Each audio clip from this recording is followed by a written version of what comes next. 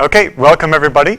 Very glad you could make it for this talk. I've been working on this for a while. I'm really excited about it. If you don't know me, I am Gabriel, and I'm an instructor here at Fullstack Academy of Code. My social media presence is GLabeck everywhere, except unfortunately and somewhat ironically, given the subject of this talk, at Twitter, where I was forced to use an underscore. There's going to be resources available on my GitHub at /glabeck/lambda talk, so you can go find additional stuff after this. All right, so let's just dive in and get started. I want to start by pointing out I'm in a node REPL here. I can do kind of typical JavaScript-y stuff, but we're going to avoid JavaScript in the sort of classical sense as much as possible, and start off with this function called I, or identity. Now, just looking at the function, if I invoke it with some value, what am I going to get back here? Same value. Yeah. Identity of 1 is 1. Identity of 2 is 2. What about the identity of identity? Yeah, it's the identity function. So, very simply, the identity combinator is a function that takes in an input A and it returns an output A. Basically just reflects back a value. So the identity of any x is x, and we saw that in this particular paradigm we're allowed to use functions as arguments. Verbs are nouns and nouns are verbs. So the identity of identity is itself. In Haskell, this is actually built into the Prelude module, which is sort of the base standard module for the language, as the ID function. As you can see, it takes an argument 5 and gives you back 5. So looking at this, I just flashed a bunch of stuff on the screen. You might be thinking, what's this lambda stuff that's sitting up here? So lambda is a signifier. It's a notation that we're going to use to indicate that we're starting the definition of a function. So we can read this as, we're starting to define a function which takes a single input or parameter and it returns some expression, some body. And this whole thing is called a lambda abstraction in the Lambda Calculus, but it basically just means it's a unary anonymous function. Unary meaning it takes a single input. The Lambda Calculus is a really tiny symbol manipulation framework. A calculus is just a way of moving around symbols on a page. The subject that you may have learned in school called calculus is a specific calculus for things like differentials and integrals and stuff like that, derivatives. And so this calculus is about something else. This calculus is about evaluating and defining functions. So in the Lambda Calculus, we have variables, which are pretty boring. Please come in. We've got expressions, which are the application of some function to its argument. We've got an expression that is itself a function definition, an abstraction. Instead of a concrete thing like 1 plus 5, 1 plus 6, 1 plus 7, we have something like a plus, 1 plus a. And a can be anything. It's become abstracted. And we have groupings to disambiguate the order in which we should be doing certain operations. This is the entire Lambda Calculus. All right, so talk's over. I can go home now. No, we're going to see some examples of this. So let's start with just a couple cross comparisons here. Variables in the Lambda Calculus, as I mentioned, are extremely boring. One thing to note here is that these variables are immutable. They cannot be changed after the fact. There's no concept of assignment per se in the Lambda Calculus. There is binding, which we'll see shortly. But if this variable is bound to a value, that's its value for now and forevermore.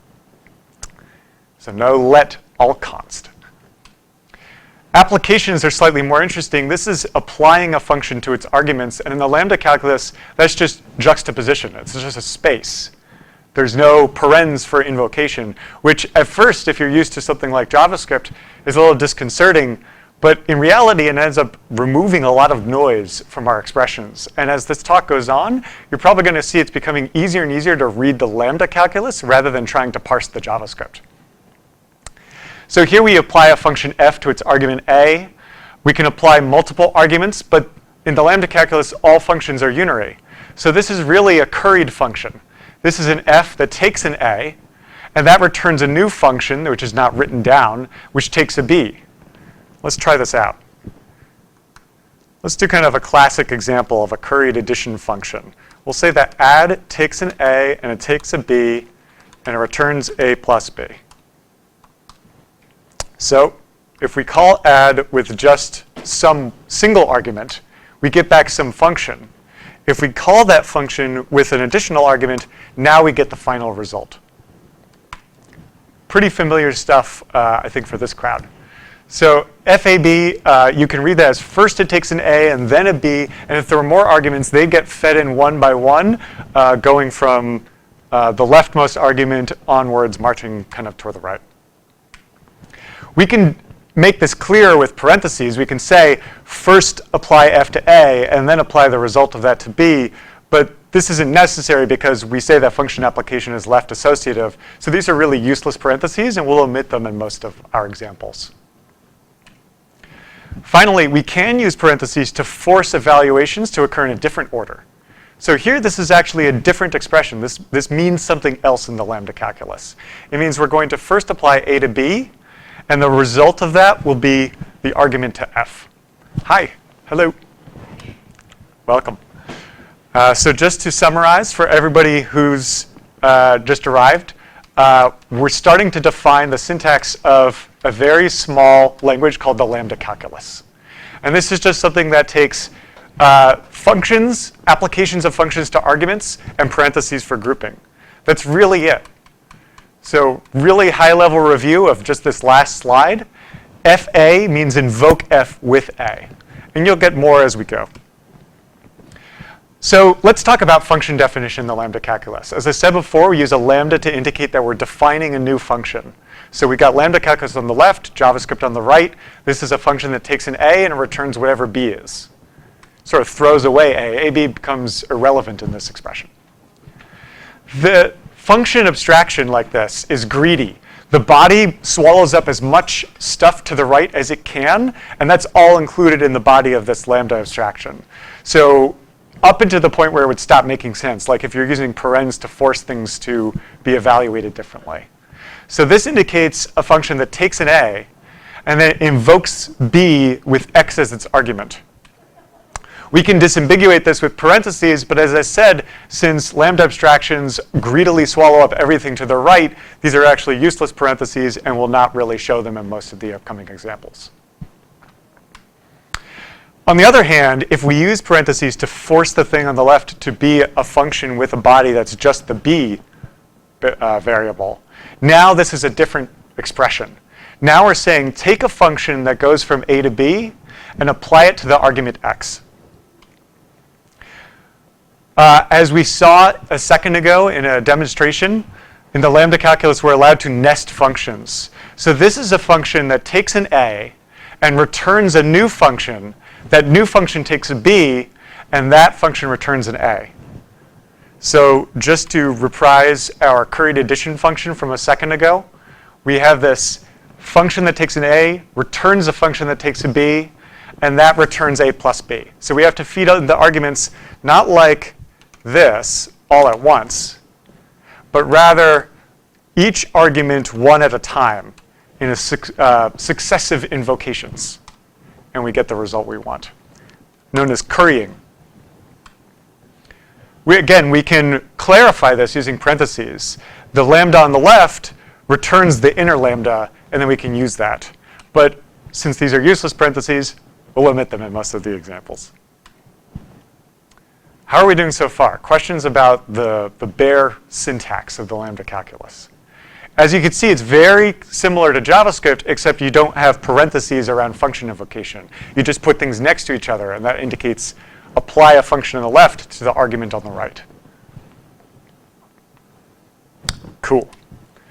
All right, so I swear this is going to be the most complicated bit of Lambda calculus syntax we have to deal with.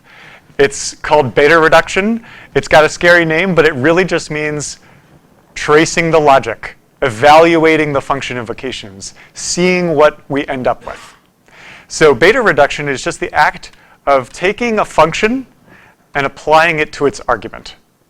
So here we've got this function in red applied to the argument underlined. What we do is we take the argument, and it comes in as the parameter of the function. This is a function that takes an A and returns an A. So this argument, the BCB function, is going to replace in the body of the function every A. We go look in the body, find all the A's, and we substitute in this other expression. And that gives us this first simplification. Well, we continue doing this. We've got a new function, the BCB function, being applied to another argument, the x argument. So we're going to take the x argument and substitute it in as the parameter to the function. So we go look inside the function body, find all the b's, and replace them all with x's. And we get this new function as a result. Once again, we've got a function that we're going to apply to an argument. We take the argument, we pass it into the function's parameter. We go look in the body for all the c's. There are no c's in this body. We replace all the c's with that argument, and that gives us this simplification. At this point, we've got nothing left to do. There are no more reducible expressions. So we say this is in beta normal form, which is just a hilarious way of saying we fully evaluated the function in a terminal way. So it looks a little dense compared to what you're used to with JavaScript, but it's really nothing that we haven't done many times in JavaScript. Taking a function, passing in arguments as the parameters, and then in the body, everywhere that parameter exists, it's been replaced by a value. There's some caveats here I'm not going to cover in this presentation. If you could do multiple reductions in different places in the expression simultaneously, there are caveats and strategies to which ones you should do first. And there's also possible ways that two separate functions that coincidentally share the same variable names, you want to avoid conflating those two variables, which mean different things. So there are some gotchas, but they're kind of outside the scope of this talk. Let's see another combinator here, the Mockingbird. This is a fun function. It takes a function as input, and it invokes that function, passing in itself. This is the self-application combinator. Whoa, what's happening here? This is craziness. Let's try it out. The Mockingbird is a function that takes a function, calls the function on itself. What might the Mockingbird of identity be? Somebody walk me through the logic here. What's f in this function? It's the identity. What are we doing with it? Identity of identity. We already solved that before, right? What is the answer? It's the identity. The self-application of identity is identity. We saw that earlier. This one's going to be a little bit more disconcerting. What is the self-application of self-application? Feel free to yell it out if you think you got it. Maybe hinted at by the fact that I'm putting this in a try-catch block.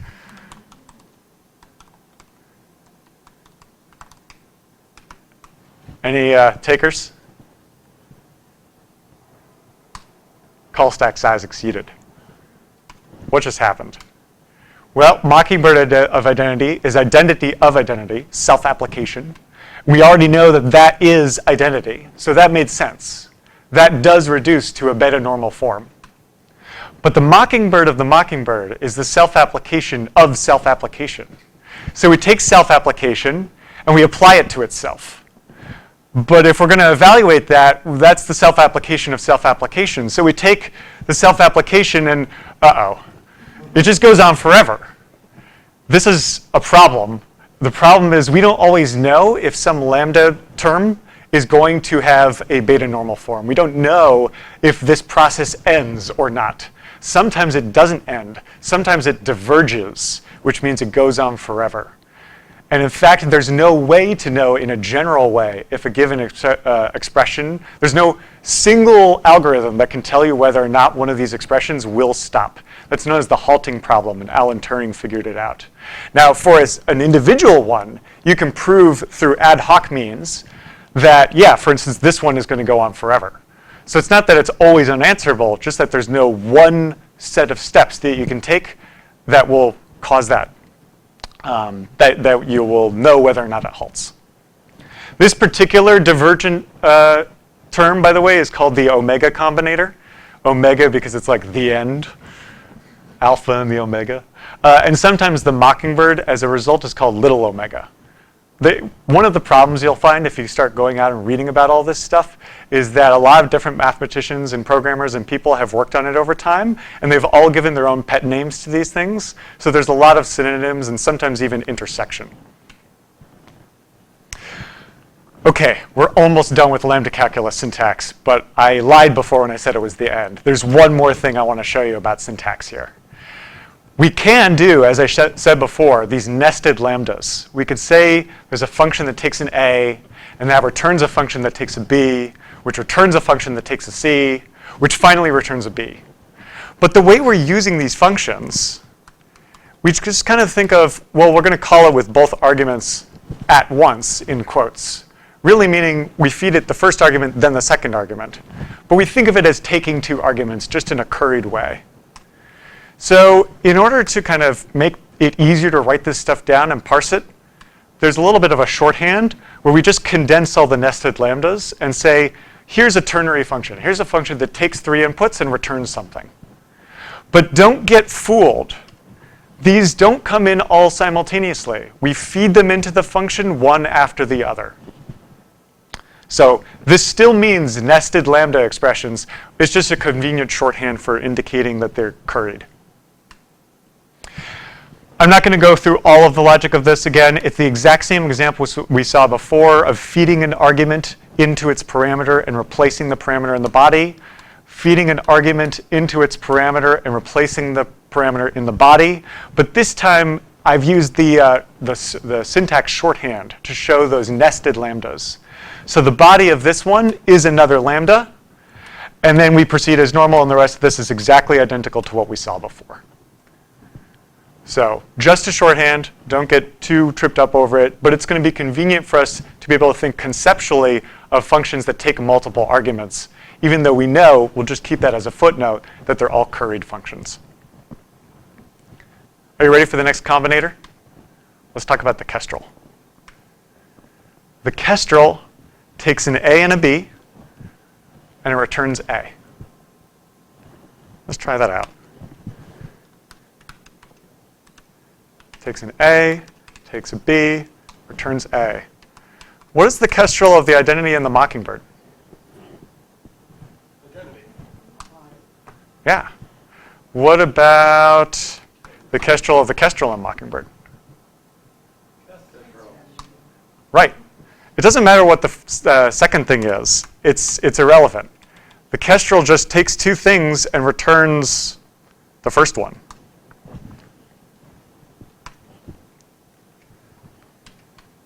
So we just saw that here.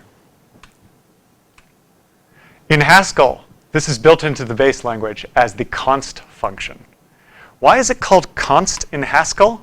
Let's try something interesting here. I'm going to say k5 is the function you get when you call k with only one of its arguments. So normally the Kestrel takes 2 arguments and gives you back the first one. But I'm only going to give it one of its arguments. Well, that's interesting. But these are curried functions, so I can give it another argument. It gives me back the first thing. I can also give it back some other argument. It gives me back the first thing. This is a function that's fixated on a particular value. It's the constant 5 function. No matter how I invoke this function, it always gives me back 5. That's why it's called const in Haskell. But it's the K combinator. Here's a fun one. I really like this one. The Kestrel of identity and some x is identity. Makes sense. This is an algebraic equality. The thing on the left is the thing on the right, and vice versa. Well, the thing on the right is a function. And I know in the Lambda calculus, I'm allowed to apply functions to values. So I apply this to y. What do I get? Y. That makes sense. On the left side equals the middle side equals the right side. That means I can ignore the thing in the middle, and the thing on the left equals the thing on the right. Does anybody see where I'm going with this? I've got ki of x and y returns y. Ki of a first argument and a second argument returns the second argument. I just derived the kite. The kite combinator takes 2 arguments, 1 and 2, and it gives you back the second one. Now, I could have done this manually. I could have said the kite is a function that takes an A and it takes a B, and it returns B. And then I would call the kite on something like 4 and 9, and it gives me back 9. But it's cool to see that from these atomic combinators combined together, I get these new molecules which are other combinators. So some of my combinators can mix and match and start producing other functions that are useful and interesting in different ways. So ki of m and ki is? Yes.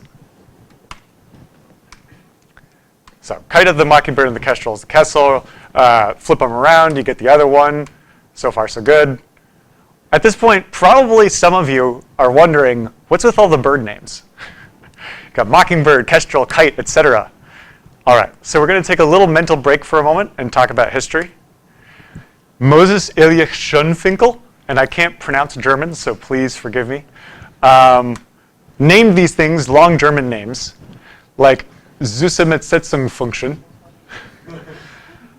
Haskell B. Curry, who came a little bit later, used some of the same letters, but also some of his own letters, just to add to the confusion.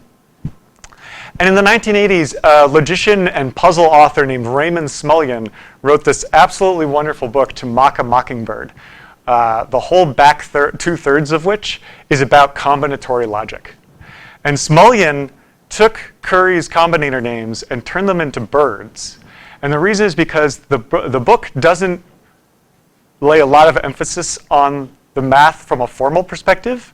Instead, it uses this metaphor of birds in a forest who hear the songs of other birds and sing back the names of other birds. So birds creating birds and singing birds and all this kind of stuff. Now, unfortunately, Smullyan called the identity combinator the idiot bird. I wish that he had used the ibis. I used the ibis in my first slide. But we'll forgive him because the rest of the book is just so wonderful. Now, he didn't do this totally for no reason. He actually did it to honor Curry because Curry was himself an avid bird watcher. And at this point, some of you are thinking, Haskell Curry, who's this guy? Why do we care about him, not Schönfinkel, or vice versa? So the next slide is the anti-diversity slide. This is just the historical nature of mathematics in the 20s and 30s. It was filled with a lot of white men, so we'll acknowledge that and move on. But I'm going to give you a really fast crash course in the formalization of mathematical logic. Around the late 19th century, early 20th century, people were realizing that math, which had seemed on the face of it so cut and dried and straightforward, was hiding some really nasty paradoxes. And so people were trying to unify mathematics and figure out the sufficient axioms that would define all of mathematics in one big tome. So what was like the real true system of math? Bless you. So I'm going to race through this. I could do an entire presentation that would be 2 hours on just this. I'm going to try and keep it to less than 5 minutes. In '89, Giuseppe Peano invents his own formal notation for function abstraction. He also defines arithmetic as the sequence of natural numbers starting from 0, and then the successor of 0, and then the successor of successor of 0, and the successor of successor of successor of 0, and so on and so forth. These are Peano numbers. The logician Gottlob Frege develops his own function notation, which uses this really unique graph format. It's actually really cool to see. Impossible to read. But a good idea which has better versions that come later. And most famously, he basically invents quantified axiomatic logic. So this is the kind of sentence like, for all x in the reals, there exists a y in the reals such that y is greater than x.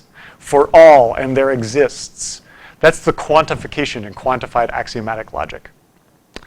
By the way, Frege, even in 1891, was using curried functions. In the 1910s, Bertrand Russell, along with Whitehead, very famously published Principia Mathematica, an attempt at formalizing all math. But he also discovered earlier than that, actually, Russell's paradox, the thing of the set of all sets that do not contain themselves. Well, is that set in itself or not? It's a paradox. It's impossible to figure out. So that made a lot of people really disconcerted.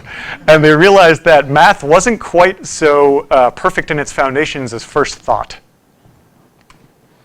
Schoenfinkel, we talked about, he was an early pioneer in combinatorial logic. He also used currying and published one paper.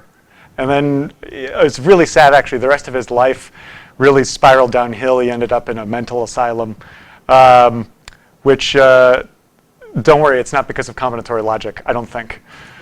Von Neumann, famous mathematician, also later in life helped build the first real electric computers. He also kind of did something that, if you reinterpret it, it's combinatorial logic, but that was almost by accident, like that wasn't his goal in life. And then in 26, Haskell Curry starts reinventing combinatorial logic. He wasn't aware of Schoenfinkel or Frege. Well, he was aware of Frege, but not any kind of link to combinatorics. And so he does a whole bunch of contributions. He's a really smart guy at Princeton. And in 1927, he discovers that Schoenfinkel beat him to the punch.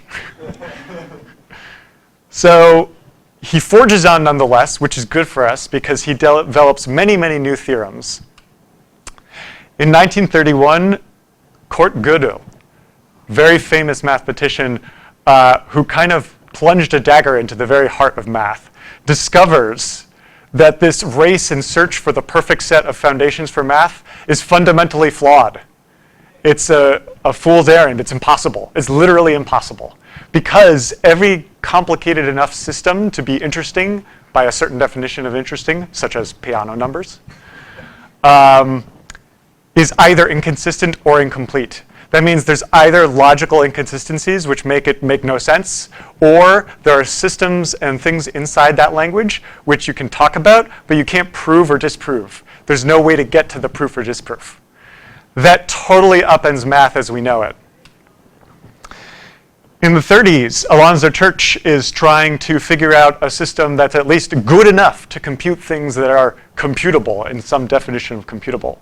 And he develops this thing that we've been talking about the whole time, Lambda Calculus, this notation system for writing down functions. Now, it's this tiny, tiny language.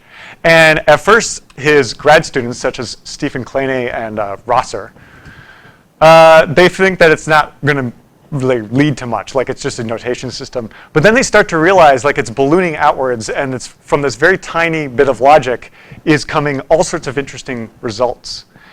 They also prove different versions of it are consistent or inconsistent. Stephen Kleene, by the way, goes on later in life to invent this thing that we use all the time called regular expressions. So that's fun. In 1936, Alonzo Church solves a famous unsolved problem, David Hilbert's decision problem. This is an algorithm problem that says like, well, actually, I can't remember the specifics, but it's, let me see. Oh, is there a way to figure out if any given problem does have a solution? Very closely related to, but distinct from the halting problem. And Church is like, no, there isn't. But he uses the Lambda calculus to solve it, which was hilarious because it started out as 3 or 4 lines of notation, and it turned into a system complicated enough to solve this famous unsolved problem. Guess what also happens in 1936? 2 months later, Alan Turing solves the problem using something called a Turing machine, and he publishes his own paper. And then he finds out that Church beat him to the punch by 2 months, and he gets really annoyed by that. He was actually quite disappointed to find out that someone else had raced him and beat him to solving the decision problem. But he looks at the paper, he looks at Church's Lambda calculus, and he says, you know what? These are actually identical. My Turing machines and Church's Lambda calculus are the exact same thing, just expressed different ways.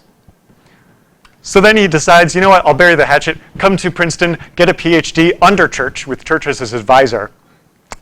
And in 1937, he publishes the first fixed point combinator. Okay, that's the history in the tiniest nutshell I could manage, or at least bear to part with. So, combinator. Combinator. You keep using that word. I don't think it means what you think it means. What is a combinator? We've said this thing many times, combinatorial logic and combinators, Lambda calculus. Where's the dividing line? In reality, they're almost entirely the same thing. A combinator is a function with no free variables. A free variable is a variable in a function body that's not bound to some parameter. So this is a combinator because the b in the body is bound to the b parameter. Whereas that's not a combinator because a comes from nowhere. What is a? Who knows? We can make it up. It doesn't matter. That's a combinator. It doesn't matter that we're not using the b. The b is irrelevant. It's a parameter. Not a combinator because where does the b come from? Don't know. And even more complicated stuff like this, don't get distracted by the e. That's a parameter. It's not a variable. So everything that appears in the body, c and b, those are bound to parameters. That's a combinator. You now know what a combinator is. We've seen a bunch of combinators. Identity, self-application, first or const, second. And the cool thing is, as I mentioned before, using some of the primitive combinators mixed together, we start generating some of the more complicated combinators, or at least other combinators, which is surprising, but cool. Are you ready for the next one? Let's look at the cardinal. Let's just look at it for a second. Not the beautiful photo, which I stole from somewhere, I can't remember where, but the combinator itself. Anybody looking at this, can you think conceptually what this actually does in a sort of a use case way? I'm really pushing you here because we're talking about abstract math, and now I'm dumping you in a land with no JavaScript. Allows us to reverse the order of parameters in terms of how they're applied. Exactly. It just flips around arguments. It takes a function f that takes two parameters. And then it calls the function f with both of those parameters, but in the opposite order. So here's the C combinator.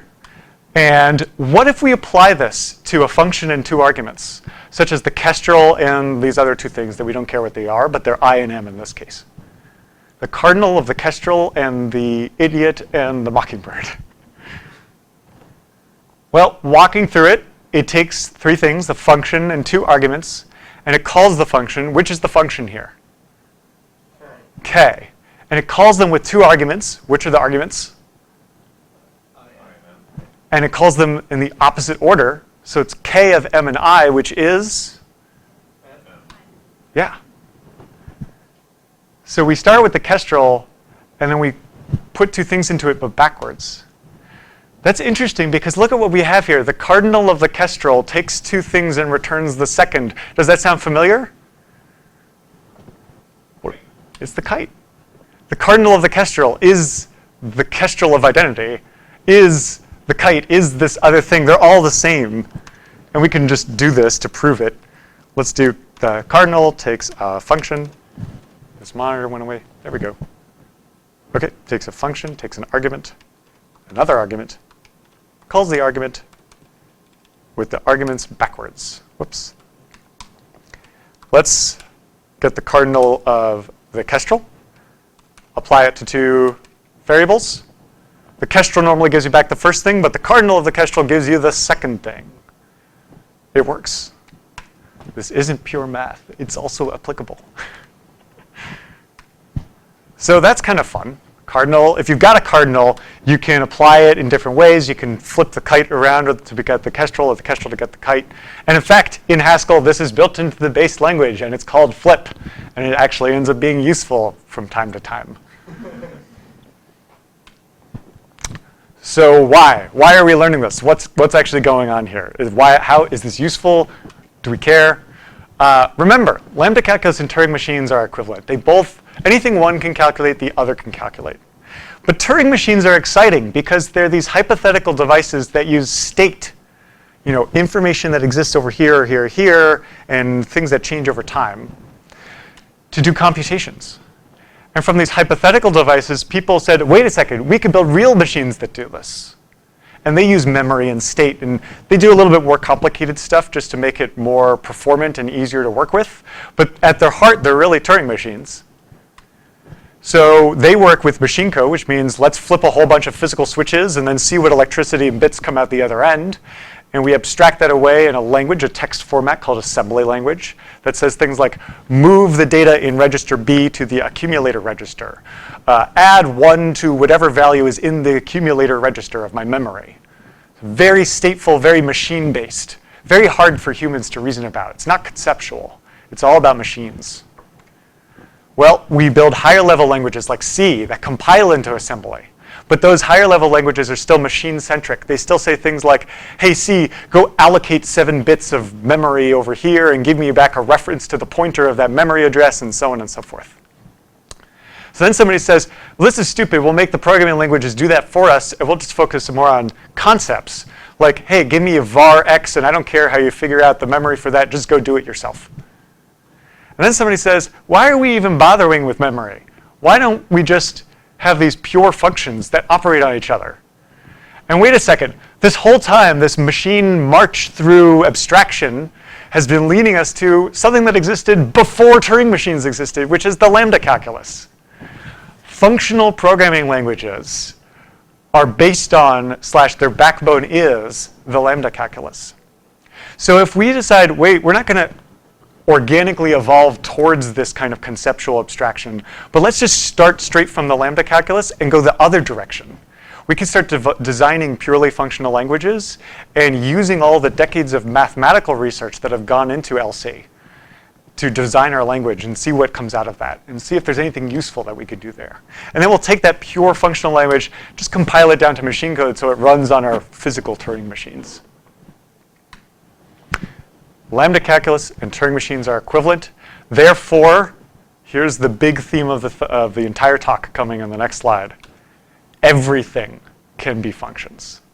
When I say everything, I mean everything. Like Booleans. Whoa. Here's a JavaScript Boolean expression. Not x is equal to, that's the double equals, not the assignment equals. Y or the result of the expression a and z. How are we going to do this in Lambda calculus? Well, it's a problem because we don't have negation. We don't have ors and operators. I mean, we don't even have equality checks in the Lambda calculus, right? That wasn't in the language. We don't have Booleans. We do have parentheses. Those can stay.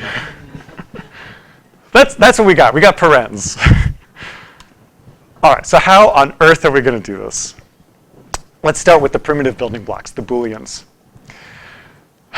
A bool. What is that used for in JavaScript? Well, what about selection? Some result is check a Boolean condition. If it's true, we'll get the first expression. If it's false, we'll get the second expression. Let's try translating this over to Lambda calculus. Well, we got this ternary, except, oops, this question mark and colon, that's not in the Lambda calculus syntax. It's got to go. Bye-bye.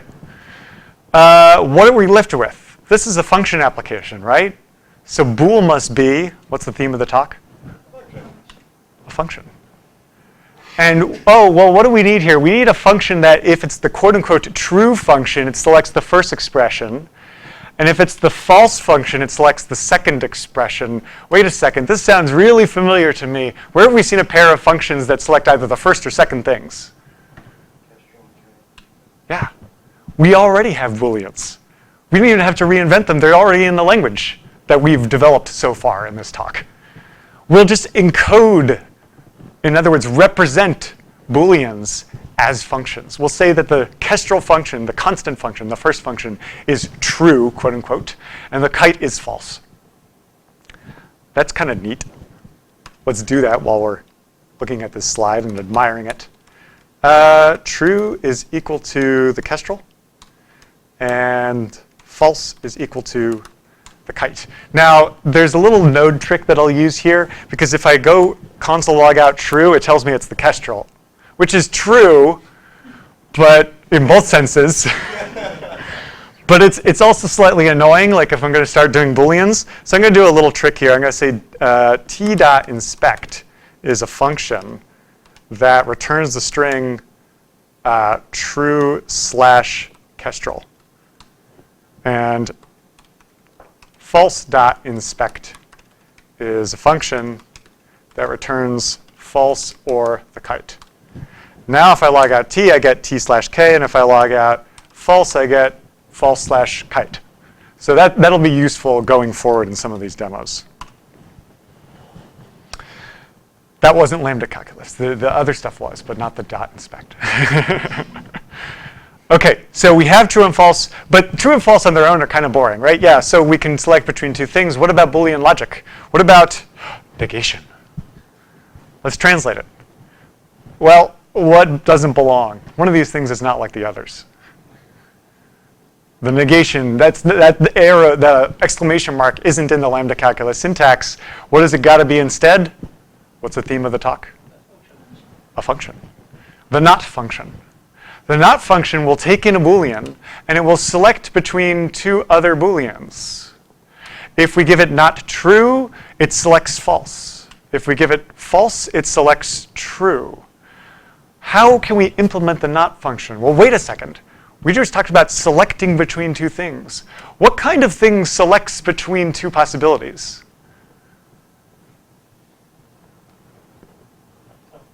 We have yes, a function, that's true. But specifically, these Booleans that we're using, the kite and the Kestrel, are themselves functions that choose between two possibilities. Look at what I have here, this expression, an unknown Boolean p. It might be the kite, it might be the Kestrel, I don't know which one. If it's the Kestrel, or true, which one of those does it select? The first one, false. And if my unknown Boolean is the kite, which does it select? The second one, true. My unknown Boolean selects its own opposite in this expression. So we'll turn this into a function and we'll call it not. That's it. Not just takes a Boolean and then tells the Boolean, select your opposite. I promise it works. So not takes, let's see, it takes a Boolean, and then it calls the Boolean, passing in false and true. So if we say not true, that's false. And not false is true. I've not put a single JavaScript Boolean into any of this, and I'm doing negation. This is like, this should be exciting. All right, so our church encodings, which is what these things are called, for Booleans now includes a negation. We saw how we got true and false. But there's a more exciting way of doing this. There's an even better way, in my opinion. A cooler way. Not true is false and not false is true, but we said true and false, we're encoding those as the Kestrel and the kite. But if the Kestrel and the kite, there's no named functions in Lambda Calculus. This is just us writing down a shorthand so that we don't have to remember and read out all the lambdas. But if we did replace them with their equivalent lambda expressions, that's what we're really looking at. Now we're saying the not function will take at the top there a lambda that takes two arguments and gives you back the first, and it gives you back a lambda that takes two arguments and gives you back the second. Okay? And at the bottom we're saying it takes two arguments and gives you back the second, and the not function will give you back a lambda that takes two arguments and gives you back the first. Interesting. So, does anyone see, instead of not, is there a function that we've already seen that will result in this? A function that it accepts a binary function, a function that takes two arguments, and it moves the arguments around? It's the cardinal. Yeah, the only other one we see. The cardinal already does this behavior. The cardinal is Boolean not. The flip of true is false, and the flip of false is true. This monitor is really going to bug me. There we go. Stay there. Don't move. Let's try it. Cardinal of true. Now, unfortunately, look what I'm about to get here. This isn't quite what I want. It just says function. Well, that's weird. What if I use this function? I'll apply it to two things, 1 and 2. I get back the second thing, which is what I want. The flip of true is false, so I should get the second thing. And the flip of false is true, so I should get back the first thing, which I do. The problem is, and it's not really a problem, the problem is that the cardinal generates a new function. Unlike my previous implementation of not, which selects between existing false and true functions, the cardinal generates a new function that behaves identically to the Kestrel or kite. This kind of identity crisis is known as intentional equality versus extensional equality. Extensional equality, which is the kind of equality I'll use throughout this talk, means the functions are the same if for every input they generate the same output. So the cardinal of the Kestrel is extensionally equal to the kite. They both behave identically. There's no way to tell them apart from the outside, quote unquote. Intentional equality is more like, well, where did it come from and what's inside it? What are its guts? I'm not going to focus on that during this talk. But it works. That's the important thing. Let's design AND together, Boolean AND, Boolean Conjunction. We know it's a function, right? That's the theme of the talk. How many arguments does it take? What are these arguments? What kind of thing are they? They're Booleans, so they're the Kestrel or the kite, or kite and Kestrel, or Kestrel and Kestrel, or kite and kite, just to finish it out. Well, if you're going to take in a parameter, you're probably going to use that parameter somewhere in the body of your function, right? So even if we're not quite sure where to go with this, let's try just using one of these Booleans. P is a Boolean, so what does it do? What do these Boolean functions do when I use them? Yeah, they select between two possibilities, such as the Spanish question mark. What if our first argument to AND is false? Which of the two possibilities will P select? The second one. But wait a second. If one of the arguments to our AND is false, what should the result of this entire function be? Yeah. So I'll just put false there. If P is false, short circuit, don't bother looking at Q. There's no point. We can know we just select the second thing and it's already going to be false. So we don't even bother checking Q. Well, what if P is true? It's going to select the first thing, right? But what is that first thing? What should it be? Based on Q? Yeah. It's got to be Q. Because if P is true, the AND is true only when Q is true. And the AND is false if Q is false. So once P is true, we have to go look at Q and use Q as our result. There's one more small simplification we can actually make to this that's kind of nice. I like it at any rate. Which is, we said that, by the way, P is a Boolean, so it selects between two possibilities. If P is false, it should select false. But I've hard-coded in a false. There was a way I could do this even more directly or indirectly. It depends on your perspective. If P is false and it should select false, P can just select itself. Right? If P is false, then return P, which is false. So I end up with this thing, which is very much a combinator. PQ, PQP. That is my AND function. I forget where we're at in our demonstrations of JavaScript. Do we have not? We do have not. OK. What about AND? No, we don't. OK, let's do that. AND takes a Boolean and another Boolean, and it applies P to Q to P. PQ, PQP. That makes sense. OK. So AND of false and true is false. And of true and true is true. True and false is false. And false is false. All the things we love and expect from the AND function. That's neat. Let's do OR. What is OR? Function. Hey, someone's got the theme down. I cheated ahead. I jumped ahead and gave you two of the arguments. Oh, no. What are we going to do? P is a Boolean. It selects between two things. All right, here's where it differs from AND. What if P is true? Oops, I jumped ahead too much. P is true. It selects the first thing, which has got to be true. Right? If P is true, we don't have to bother looking at Q, because in OR, if one of them is true, then we just result in true. If P is false, what's the second argument got to be? Q. It's just the opposite of the thing before. So that's, we can also simplify, I kind of glossed over that, but it doesn't have to be a hard-coded true. It can just be P, because we reuse it. If P is true, just return P. That fact is actually really fun, because there's another little thing we can do here that's a trick. Somebody tell me, if I apply this PQ double PQ function to x and y as arguments, what is the resulting beta reduction? In other words, what is the evaluation of this function? What do I get as a result? Remember, x replaces every p in the body, and y replaces every q in the body. Yep, xxy. But there's another function we've already seen that does this. I'll give you a hint. What if we ignore the y's for a second?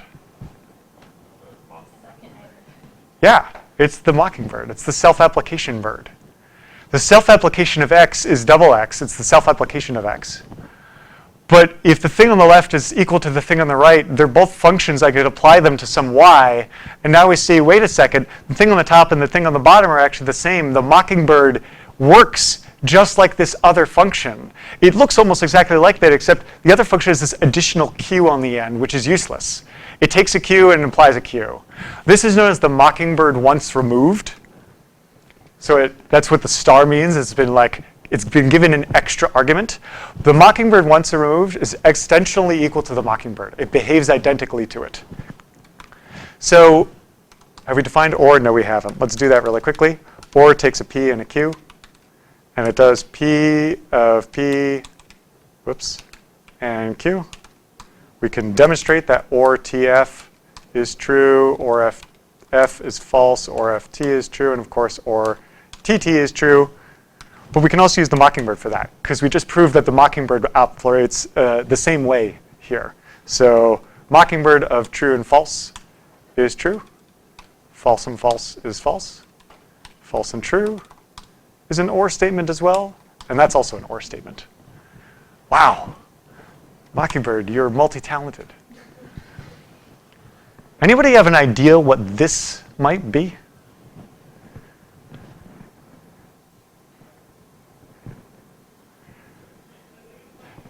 Well, it's definitely a function that takes two arguments. And I'm going to tell you p and q are Booleans, just to make it slightly easier. But if p and q are Booleans, what does p do? It selects between two possibilities. And if q is a Boolean, what does it do? Selects between two possibilities. Does this make it easier to see what this function does? Sorry? You weren't sure? OK. Well, if p and q are the same Boolean, they select true. If they're the same that way, they also select true. But if they're different, they select false. Which function is this? Sorry? Oh, ZOR or something like that? Not quite. Maybe. I'd have to think about it. It might be ZOR. Yeah, I'd have to think about it. It's also XOR in a weird way. Yeah. That's true. That's cool. Yeah, nice work. I didn't think about that. There's a simpler thing that we use this with. If p and q are the same, we get true. If they're different, we get false. That's called equality. This tests if p and q are the same Boolean. Well, there's a nice little simplification we can make here. Q is a Boolean, true or false. If it's true, it selects true. If it's false, it selects false. That's redundant. We could just use Q as it is. It's already true or false. And at the bottom, if Q is true, it selects false. And if it's false, it selects true. We already have a function that does that. It's called the not function. So we can simplify this to PQ not Q. And that is our Boolean equality function. I'll do that as long as it says P to Q to PQ not Q. OK. So Boolean equality takes a P and a Q. And it does P of Q and not Q. Try it out. Boolean equality of true and true is, of course, true. True and false, nope. False and false, yes. False and true, nope. Nice. It's always fun to see it actually work. Like you kind of believe it, and then you see it, and you're like, oh, I guess it really is true. All right, we got church encodings for Booleans. I'm not going to do this one out. But if you are familiar with Boolean logic, you have heard of De Morgan's laws. De Morgan's laws are a pair of laws. This is only one of them. But it says that not P and Q is equal to not P, or not Q. And we've just expressed that using nothing but functions. No Booleans, no ands, no ors. I could prove that. We'll just take our shorthand and replace it with the actual Lambda calculus. So there's our Boolean equality of not and PQ, or not P or not Q. All right, it's pretty cool. Now, I rehearsed this talk last night. My fiance made me. She said, this talk is way longer than an hour. I was like, we'll see how long it is. And she's like, no, you're going to rehearse. And I rehearsed, and it's way longer than an hour. But this is a really good stopping point. So what I'm going to do is I'm going to give you the conclusion of this talk, which works perfectly after this slide. It fits. It makes sense.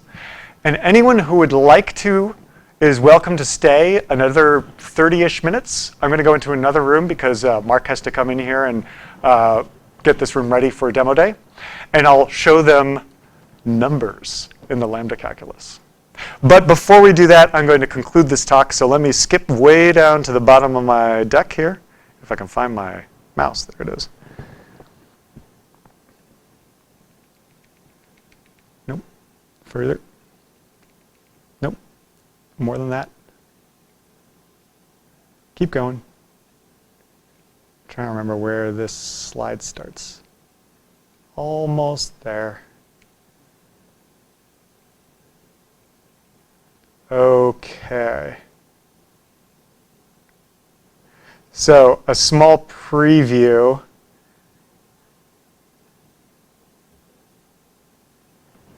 This isn't even the only table in this talk. These are just the combinators, let alone the Boolean equality, the arithmetic, the numerals, and the arithmetic operations that yield Booleans. So lots of stuff that I'm cutting out in the interest of time, but yeah, I know. Here's where I want to conclude, and I want to give you a couple little small addendums. The first is I emphasized early on that from primitive combinators come other combinators. And this is a really cool sort of atom to molecule sort of situation. And it begs the question, how many combinators do we need and which ones to generate all the other ones? Is it even possible to do that? Do we need an infinite number of them? 20? 10? 5? Just 2. Not even identity. Identity isn't on the board. These are the only 2 you need. You can make identity out of this. The Starling and the Kestrel. The Starling is a weird one. I actually don't really like the SK combinator calculus, which is what it is called. I really like the BCKIM combinator calculus. If I just added M to this would actually suffice, 5 of them. And that was the one that Curry used. I find this far easier to use than the SK combinator calculus. For instance, the identity in the SK combinator calculus is S of KK. It's also SKS. Those are extensionally equal. You didn't get a chance to see the Vario, but the Vario is the world's smallest data structure. That's right, I'm putting data structures in Lambda calculus. Here it is in the SK combinator calculus. And this is like not even close to how complicated it can get. So really, why? What?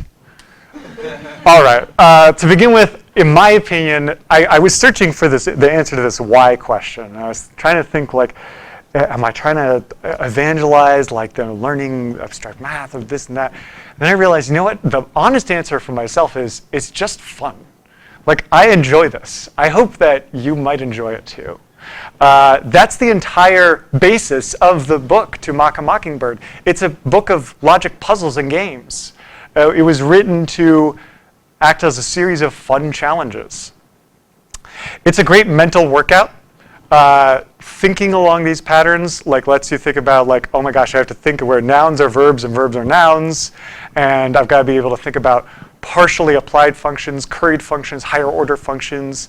There's a lot of spaghetti, so it's really laying down the neurological groundwork for understanding functional programming in general.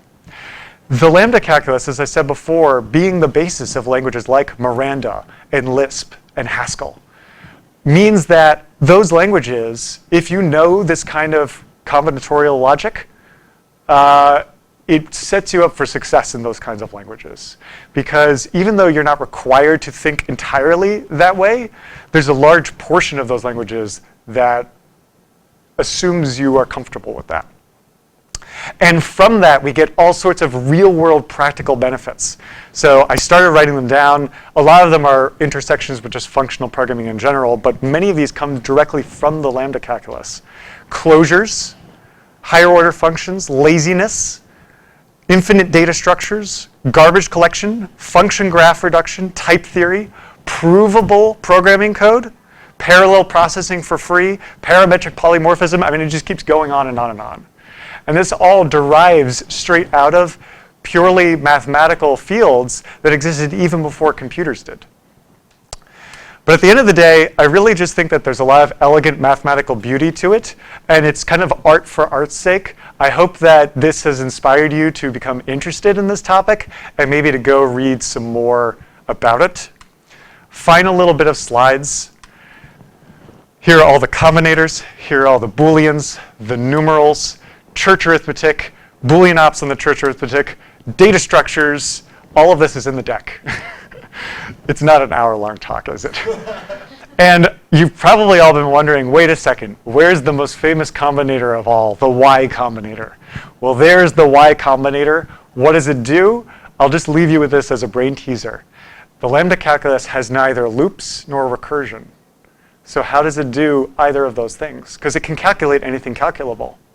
This is the answer. The Y combinator allows for recursion in a language that doesn't have recursion built into it. Unfortunately, I cannot demonstrate this in JavaScript because it goes on forever. This is a fixed point combinator. It infinitely just keeps evaluating itself, which works in a lazy language like Haskell or the Lambda calculus itself. So unfortunately, because JavaScript is like the thing on the right and not like the thing on the left, we need a slight variation on the Y combinator called the Z combinator, which is the exact same as the Y combinator, except the middle of it has a func, which defers calculation until required. So the Z combinator I could demo if I wanted to, but I haven't set that up in my code, so I won't today. All right, that is the talk. Thank you very much.